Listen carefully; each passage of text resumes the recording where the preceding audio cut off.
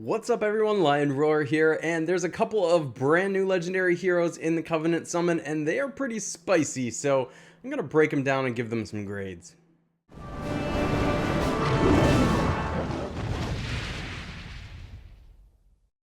But first, download Gemstone Legends, a mobile RPG puzzle match game. Use the link in the description to start with free stuff, including a bonus hero. Alright, so first up we have Adalinda, who is a legendary ice hero of the Paladin class, and the Paladin class is a sneaky good one. So if you have the emblems for it, especially if you plan to use Adalinda on defense, this is a really good talent to have, and of course it's really good on offense too. It's just so hard to deal with a defense that has the Paladin class. Also, we have the Monster Hunter family bonus. We've seen this one before, but basically it's a 2, 3, 4, or 5 hero bonus for 5, 10, 15, or 20% increased attack. That can be really good on heroes that deal direct damage, so do remember that. Also, there's damage over time on special passive skill. What this one does is when this hero casts their special skill, they give a hunter's mark on a random enemy. Again, this is something we've seen before, but the target receives 150 sneaky damage, by the way, over 3 turns. I feel like people forget about these passives, and they've been getting better and better on the more recent heroes, so don't forget about these. Also, we have special skill damage reduction. This character has a 10% chance to drop the direct damage received from special skills to 1. That's an incredibly powerful type of passive to have. Yes, it's only 10%, but sometimes if you unload a really powerful direct damage type of effect on this hero and it only deals 1, it can really set your tempo off. So these are actually really good passives. We have seen these on these Covenant heroes that are sneaky good, I think, and we're going to see that show up a lot as having a big impact on the matches in wars and raids and so on. 753 attack, a mega 828 defense, and 1555 HP. A tough hero to bring down, especially with that Paladin class. Hunting Charge is the special at average speed. It deals 395% damage to the target and nearby enemies. That's a good amount of damage if you can get this attack stat up a bit with the emblems that you put on it. So I would probably go with like an attack and defense style of emblem path on this. Summons a Bone Trap Fiend for the target and nearby enemies. The Fiend damages the enemy with 45% attack every turn. The damage increases by 8% each turn up to a maximum of 93%. We know that's good already. We know it's good. The Bone Trap Fiend absorbs healing and disappears when it has absorbed health equal to 35% of its owner's max health. So, you know, that's a lot of text for something that we've seen work very effectively before. And then lastly, probably my favorite part. It's much fewer text, but it's the most powerful text here. And that is the target and nearby enemies get negative 56% defense for 4 turns. That's a huge amount of regular defense on any color. I'm not talking just like, you know, elemental defense down here. This is just regular defense down. So that means it's going to stack with any kind of elemental defense too. This is really powerful. Now, this is an average speed hero, but like to me, there's not much difference between average speed and fast speed heroes when you can just put mana troops on them and basically get it down to 3 matches. I call it functionally fast. Of course, it's not actually a fast hero when you do that because the number of tiles is still different. Which once in a while can have an effect, but it's huge to get it to go from 10 tiles to 9, where it's 3 matches instead of 4 matches. And basically you can run this almost like a fast hero. I think this is an incredibly powerful hero. Of course, all the heroes they're putting out these days are. There's a lot of power creep in this game. This is basically better than most everything that's come before it.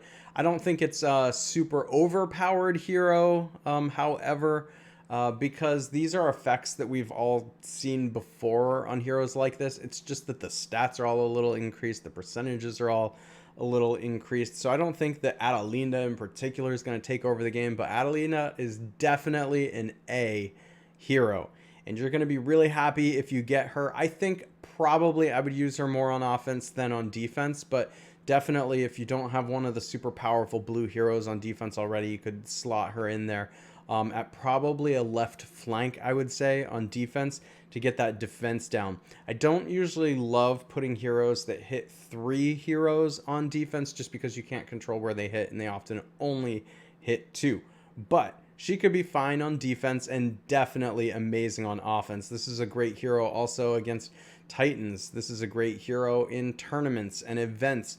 So all around a really, really great hero. Now, let's check out our second hero here, Hawthorn. Again, love the card art, by the way. I'm glad that they're adding a little extra to it. Makes the heroes feel special. 5-star dark hero, purple color, cleric class. That's okay. Cleric class is okay. Monster Hunter family bonus. So again, you get the bonus for the attack here, just like on our last hero we reviewed. Damage over time on special. So this is the Hunter's Mark thing again, doing that 150 damage, sneaky damage. And then the special skill damage reduction down to 1. So all the stuff we saw on the other cards already. 770 attack. I don't think this is going to matter all that much because what does matter is this 821 really great defense stat and a 1522 HP stat.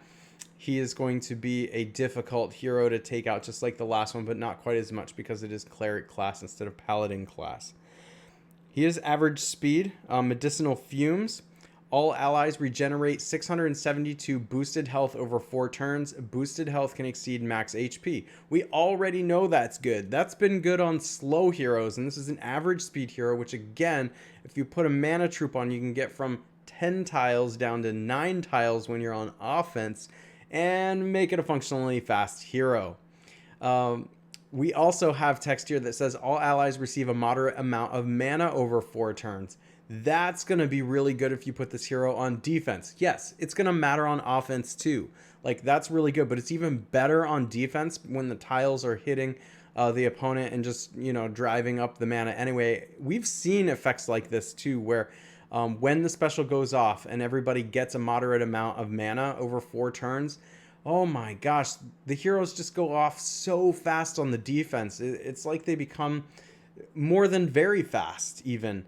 Just because the amount they already go off quickly. Like, here's how I feel about the hero specials on offense as compared to defense. It just seems so slow when you're on offense, making multiple matches to get it to go off. And like, oftentimes you can be accidentally setting off the defense on turn 1 or turn 2 because of a cascade or something like that. So this is an incredibly powerful special, and quite frankly, it makes me feel like you could use Hawthorn at tank in a lot of these purple wars, or even as a flank if you're not using purple tanks. Maybe like the right flank or something like that, just to get the whole team firing super fast. All allies reflect status ailments for 4 turns. So, you know, if you put a hero like this on defense, you're probably not going to bring the status ailment heroes, but it's hard not to in this day and age because it seems like almost all the heroes we use regularly have some kind of status ailment. You're just going to have to make sure to bring the teams that buff here, potentially. Of course, when you're bringing it on offense, you can match up that particular strength of Hawthorn to the defense's weaknesses. So if you see a defense that has a lot of status ailments, boy, bring this guy and reflect all those. I mean, this guy is overpowered on offense. If you see a defense, you're playing in war or raid or something like that, and you see a defense that has status ailments, oh my gosh, you are just protecting your team so much by regenerating boosted health, making your team go off faster, and reflecting status ailments. This guy is overpowered. And with that, of course, I'm going to give Hawthorn an A. Now, do I think that he is going to ruin the game or wreck the game or anything like that? I wouldn't say yet that I think that, but I feel like there are pieces here that could make this just a really, really difficult piece to play against on defense. But man, on offense, absolutely incredible in wars and tournaments and raids and things like that. So, I mean, I think he's an A on defense. I mean, I think he's like absolutely beyond that potentially on offense. So we could get really sick of playing against Hawthorn. This is a great hero. This is a really, really great hero. So I don't know though, you know, I'm just speculating. I haven't done any summons for this yet, and it's not like I have any free tokens to do that, so I'm not doing any right now. But those of you who get him, my gosh, you guys are lucky. Enjoy it. Both Hawthorn and Adalinda, just great heroes. Please let me know in the comments if you get them, who you think is better. If you think any of these are overpowered, worrisome heroes, I have to tell you I'm a little worried about Hawthorn, but we'll see how it plays out. We'll see how it plays out. Let me know in the comments. If you enjoy videos like this, also make sure to like, subscribe, and hit that bell notification so you know when I drop new videos or go live, and I will catch you in the next one.